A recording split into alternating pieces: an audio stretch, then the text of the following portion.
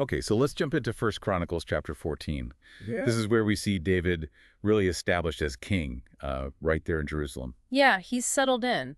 And what's striking is the immediate support he gets. Hiram, the king of Tyre. Right. He sends, well, everything David needs: cedar logs, stonemasons, carpenters.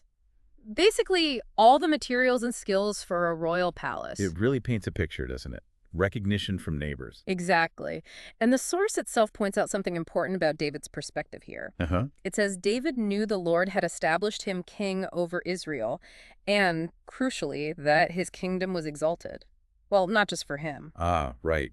For the sake of his people, Israel. That's a key detail. It wasn't just about personal power. Precisely. It frames his kingship with a larger purpose. And alongside all this statecraft, we get a glimpse into his personal life, too. Yeah, the text mentions him taking more wives in Jerusalem. And having more sons and daughters born there. It even lists, quite a few names: Shammua, Shobab, Nathan, Solomon. Ibhar, Elishua. Quite a list. It makes it feel very grounded. It does. Shammua, Shobab, Nathan, Solomon, Ibhar, Elishua, Elpelet, Noga, Nepheg, Japhia, Elishma, Biliada, and Eliphalet.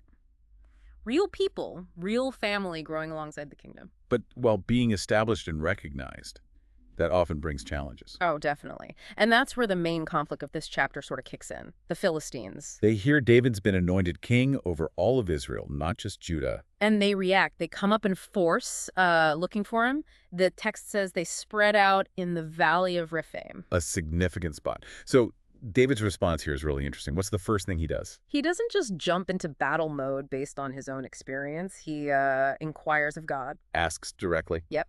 Shall I go and attack the Philistines? Will you hand them over to me? Very direct question. And the answer he gets is just as direct. Go, God says. I will hand them over to you. Clear instructions. So David goes, attacks them at Baal-perazim. And wins. A decisive victory.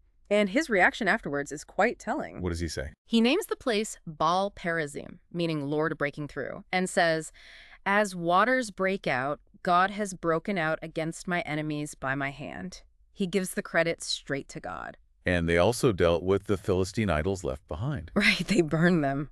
A clear rejection of the enemy's gods. Okay, so victory.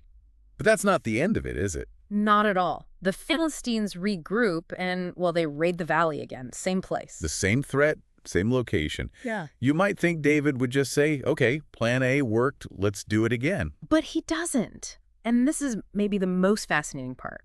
He inquires of God again. Even though the circumstances seem identical on the surface. Exactly. He doesn't assume the previous instruction still applies. He asks for fresh guidance. And does he get it?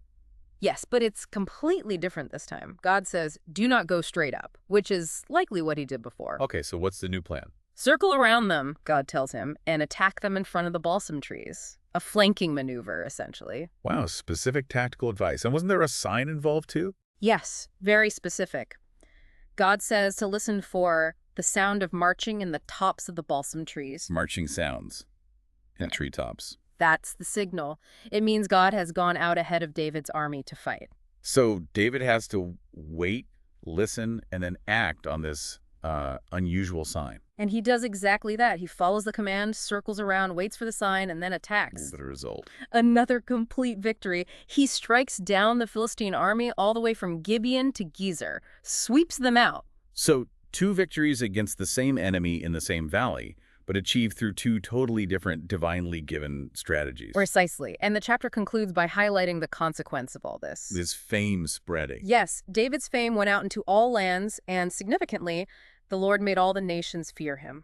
His success, tied to his reliance on God's guidance, had international impact. It really underscores that connection between seeking God's specific will, obedience, and the resulting influence and security. What really stands out is that refusal to rely on past success. The situation looked the same, but the right approach, according to God, had changed. It wasn't a formula. It was a relationship needing constant communication. Yeah. So we see him building his palace, growing his family, facing down these major threats. But the constant thread is seeking God's direction for the current situation, not yesterday's situation. And maybe that connects to us, when you think about challenges you face, especially ones that keep cropping up.